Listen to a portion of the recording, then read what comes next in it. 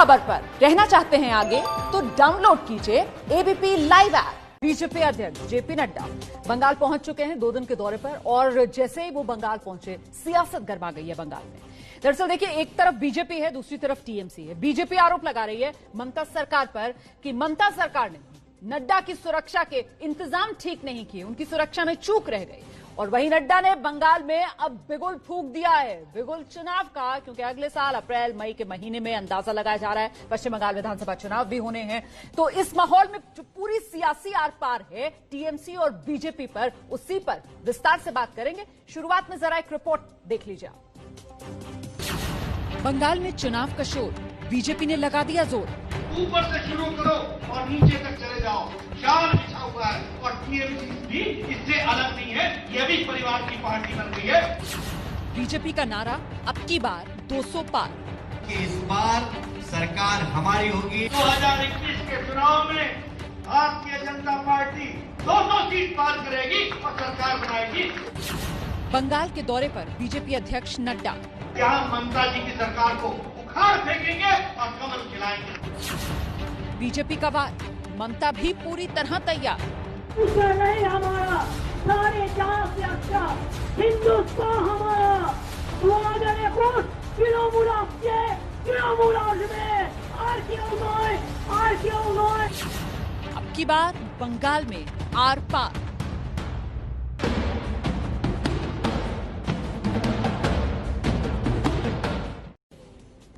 तो बंगाल में आर पार, अब की बार बंगाल में किस किस सरकार। हमारे साथ 2 खास मेहमान, बीजेपी की तरफ से पार्टी के प्रवक्ता प्रेम शुक्ला जी मौजूद हैं और टीएमसी नेता सोमनाथ सिंह रॉय साहब भी हमारे साथ मौजूद हैं। बहुत बहुत स्वागत आप दोनों का। सबसे पहले तो सोमनाथ जी, डर लग रहा है जिस तरीके से बीजेपी ने अभी से पूरी ताकत झोंक दी है?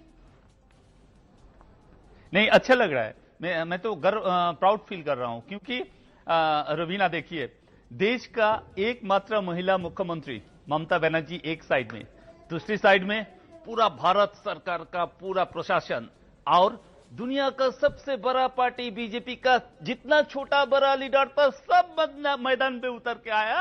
क्यों? टारगेट एक ही है, देश का एकमात्र महिला मुख्यमंत्री ममता बनर्जी को कैसे भी करके, कुछ भी करके अभी सत्ता से हटाना है। ये तो मैं गर्व फील कर रहा हूं। ऐसे चीफ मिनिस्टर मेरा साथ है जो चीफ मिनिस्टर का ये साथ महिला वाला कार्ड क्यों खेल रहे हैं आप? हैं अच्छा नहीं लगता है ना आप, मतलब वो महिला कार्ड खेलने लगे आप। अच्छा, अगर रुबीना सर, एक तो मेरा नाम रोमाना है सोमनाथ जी, मेरा नाम रोमाना है सर। ठीक है सर, कोई बात नहीं सर। आप लेकिन जो बात कह रहे हैं, जो आप इंजॉय कर रहे हैं यहाँ पर, बीजेपी को नाको चने, जिस तरीके से आप इस अंदाज में बात रखे हैं कि साहब देखिए हमने बीजेपी को नाको चने चबा दिए। प्रेम शुक्ला जी का एक रिएक्शन ले लेते हैं, फिर कुंतल भी हमारे साथ मौजूद है, ग्राउंड पर भी आपको लेकर चलेंगे। प्रेम शुक्ला जी प्लीज आइए।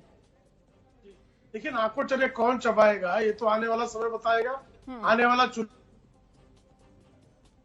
लोग इसी तरह की बातें कर रहे थे, तब टीएमसी के यही सोमनाथ सिंह राय जी जब भी बैठते थे बहस में तो कहते थे भारतीय जनता पार्टी का खाता खुल जाए तो बहुत है। जब 18 सीटों पर भारतीय जनता पार्टी के समर्थन में लोकसभा में जनादेश प्राप्त हुआ, नहीं, ये कई बार बोला आपने, कई बार बोला, एक बार तो नहीं, कई बार। एक बार भी नहीं बोला मैंने, बीजेपी का खाता नहीं खुला, एक बार भी नहीं बोला। तो लास्ट इलेक्शन में भी उसका सीट था ऐसा। वो तो ठीक है, आपको जो है बोलकर जो है आप लोग झूठ बोलते हैं, ये भी झूठ मैं मान लिया। चलो आप लोग तो झूठ कौन बोलता है तो सामने बंगाल की जनता तय करेगी ना। ये बंगाल की, मैं बोल रहा हूँ ना, मैं एक भी रिकॉर्डिंग एक भी दिखाइए जहाँ सच्चा कौन झूठा कौन, ये बंगाल की। अरे भाई आप तो जोड़ दीजिए, ममता बनर्जी खुद बोल रही थी, आपकी बात जाने दीजिए। ममता बनर्जी खुद ये बात बोलिए, जिनको आप कह रहे हैं मैं मान लूंगा, लेकिन मैंने ममता बनर्जी खुद कह रही थी, ममता बनर्जी समेत टीएमसी के समर्थक प्रवक्ता जो भी आते थे सब यही कहते थे कि भारतीय जनता पार्टी का खाता खुलना मुश्किल हो जाएगा।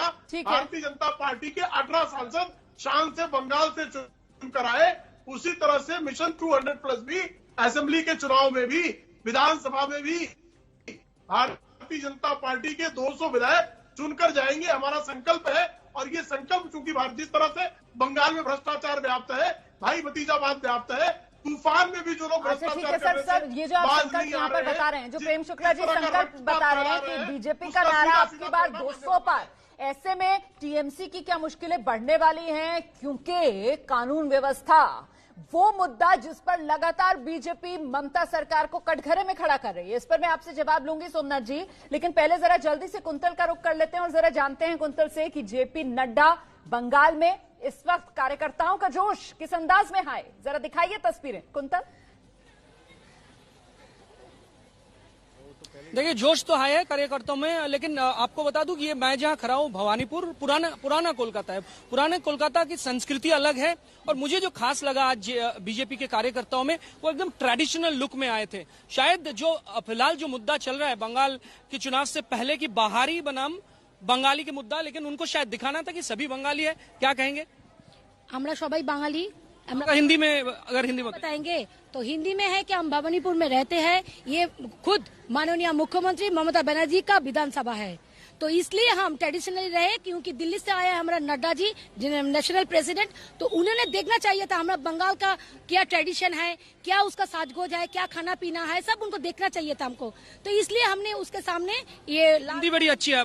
आप क्या कहेंगी कि रविंद्र संगीत से स्वागत किया गया, ट्रेडिशनल लुक से स्वागत किया गया, क्या दिखाना था कि सभी बंगाली है? एक्चुअली हम लोगों ने दिखाना था हमारी बंगाल का जो कल्चर है, we wanted to show him कि नड्डा जी जो आए थे कि कैसे उलो के साथ उलो, जो हम लोग जो शंख और उलो देते हैं, जब वो आए थे आप लोगों ने देखा होगा कि हम लोग शंख बजा के और उलो दे के उनका स्वागत किया गया अच्छी तरह से। इवन फूल भी बरसाया गया, लेकिन भीड़ के कारण उतनी अच्छी तरह से नहीं किया गया। और क्योंकि वो यहाँ पे आए हैं, घर घर संपर्क अभियान जो हम लोगों का शुरू हुआ है आज भारतीय जनता पार्टी की तरफ से, सो दैट और जो जन है हमारे साथ और आ सके, जुड़ सके, और जो जो डेवलपमेंट जो कर रहे हैं भारतीय जनता पार्टी मोदी जी और लोगों के बीच में, इसको हम स्प्रेड कर सके। मतलब कुर्ते के साथ है, मतलब एकदम बंगाली ड्रेस में, लेकिन गेरुआ कुर्ता है। तो क्या मतलब रविंद्र संगीत का जो सिलेक्शन किसने किया था, और 2 घंटे पहले से ही रविंद्र संगीत बज रहा था, वैसे ही स्वागत किया गया जैसे कि एक ट्रेडिशनल बंगाली स्वागत होता है? देखिए, भवानीपुर, हम जो भवानीपुर वाले हैं, यहाँ भवानीपुर में श्यामा प्रसाद मुखर्जी का भी जन्म स्थान है, यहाँ नेताजी सुभाष चंद्र बोस का भी जन्म स्थान है। तो हम बीजेपी वाले आर नई अन्याय का जो कर्मसूची लेके गृह गृह प्रवास जो कर रहे हैं, उसका ये हम मैसेज देना चाहते हैं बंगाल की मुख्यमंत्री माननीय ममता पीसी को कि हम लोग भी बंगाली है, बंगालियाना हम लोग में भर भर के पड़ा है, और ये तो विवेकानंद जी का रंग है।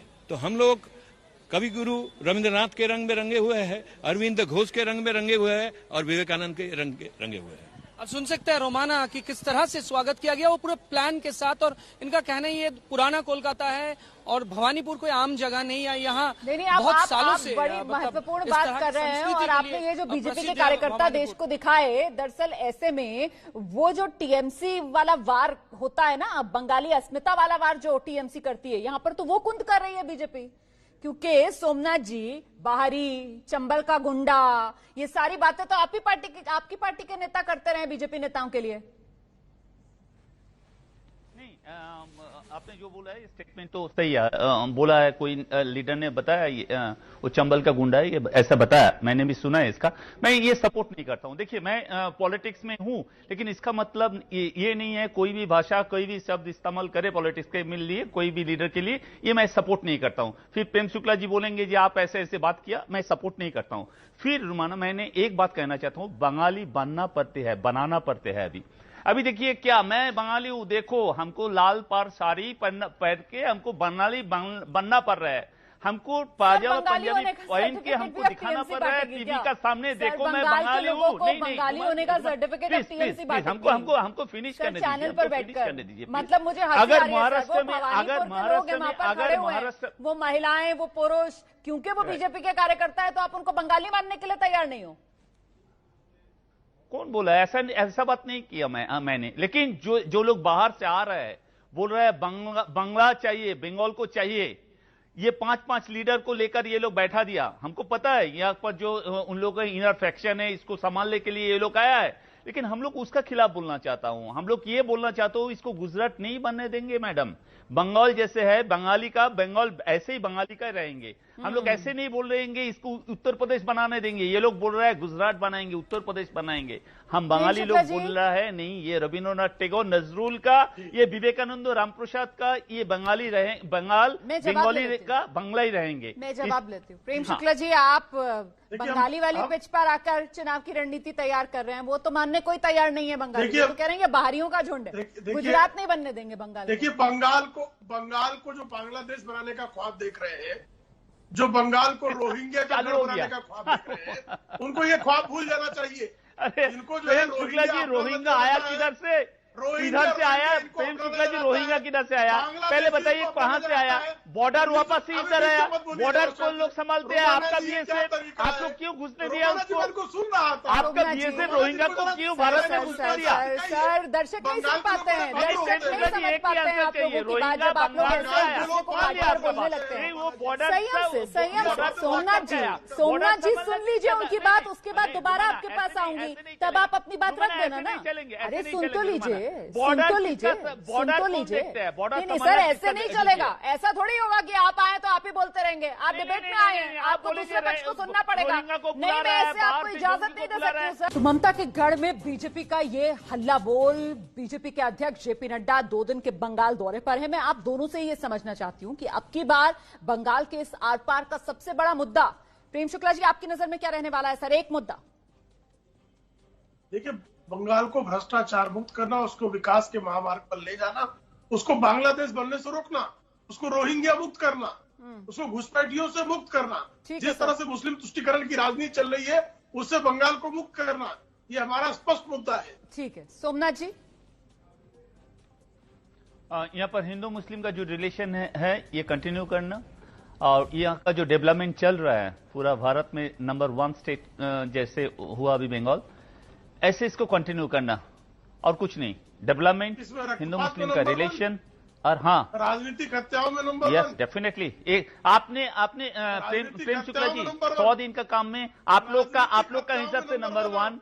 अभी यहाँ पर सबसे नहीं सुनिए ना, अभी मैं बता रहा हूँ, ये हम लोग नहीं बोल रहा हूँ, ये आप लोग सेंट्रल गवर्नमेंट। अभी तो चुनावी शोर औपचारिक तौर पर शुरू भी नहीं हुआ है, लेकिन उससे पहले ही जिस तरीके का जोर आप यहाँ पर टेलीविजन डिबेट्स में भी प्रवक्ताओं का देख रहे हैं, पार्टी के समर्थकों का देख रहे हैं, आप अंदाजा लगा सकते हैं कि इस बार कितना जोरदार रहने वाला है बंगाल का माहौल।